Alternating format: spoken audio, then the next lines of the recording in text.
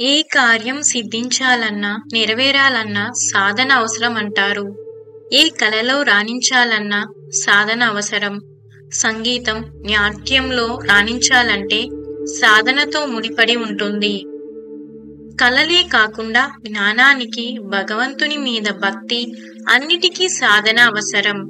సాధనతోనే ప్రతిదీ సాధ్యం. భగవంతుని సాన్నిధ్యానికి దగ్గరవడానికి, జ్ఞానానికి నవవిధ భక్తులు సాధనాలు సోపానాలైతే ఆ సోపానాలు ఎక్కడానికి సాధనే కావాలి. కలి ప్రభావము కారణంగా ఈ కలియుగంలో సాధనకు కుదురు ఉండదు. మనిషిగా అన్నిటిలోనూ సందేహమే. గురువు మీద, సదాచారాల మీద, సంప్రదాయాల మీద అన్నిటిలోనూ సందేహమే. అన్నిటి మీద, అందరి మీద అనుమానం గల మనిషికి సాధన సాధ్యపడటం కష్టమంటారు. సాధనకు మరో పేరు కృషి అంటారు. కృషితో నాస్తి దుర్భిక్షం అని అంటారు. సాధనమున పనులు సమకూరు ధరలోన అని కూడా అన్నారు. పెద్దలను, అర్హులైన జ్ఞానవంతులను, గురువులను, మాతాపితరులను గౌరవించడం నుండి సాధన మొదలు పెట్టాలి. వారి శుభాశీషులు సాధనకు తోడవుతాయి. ధ్యానం ద్వారా జ్ఞానం లభిస్తుందంటారు. జ్ఞానానికి సాధన కావాలి. భగవంతునిపై ధ్యానానికి సద్గురువు ద్వారా భగవంతుని స్మరణం, మననంతో సాధన ప్రారంభించాలంటారు. పూర్వం ముచికుందుడు అనే ఋషి బదరికాశ్రమం వెళ్లి ధ్యానం చేసుకోవాలనుకున్నారు.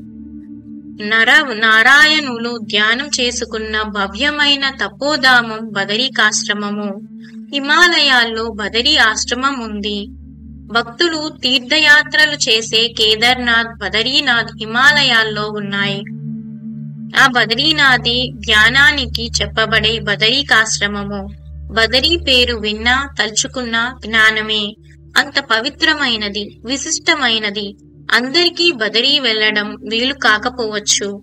ఎక్కడైనా బదరీ తలుచుకుంటే చాలు అన్నారు. సాధనకు మనసు ప్రధానం. మనసును అదుపులో ఉంచుకోగలగడం ముందుగా ప్రయత్నం చేయాలి.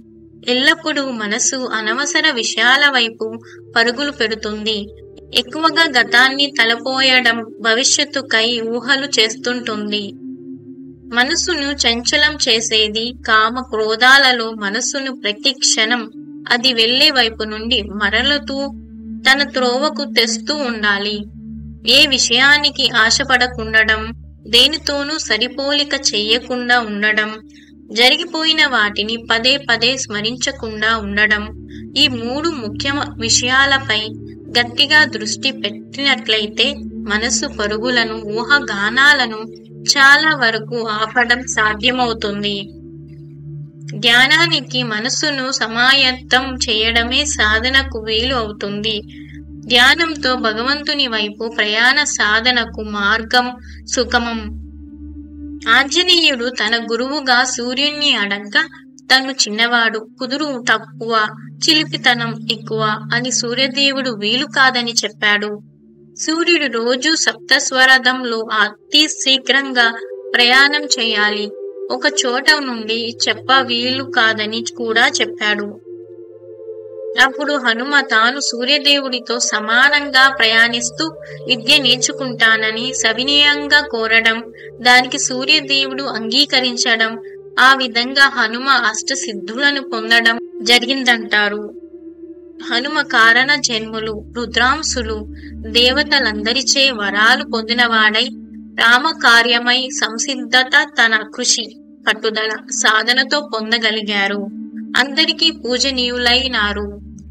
అందుకే మనిషి ఏ లక్ష్యం లేకుండా ఏదోలే బ్రతికేస్తున్నామన్నట్లు కాకుండా జన్మ మరణం మధ్య మానవ జీవితం కేవలం భగవంతునిపై నిష్కపట, ఏ ఆశ, కోరికలు లేనిదైనా దైవభక్తి కలిగి ఉండటమే జీవిత లక్ష్యం, పరమార్థం కావాలి.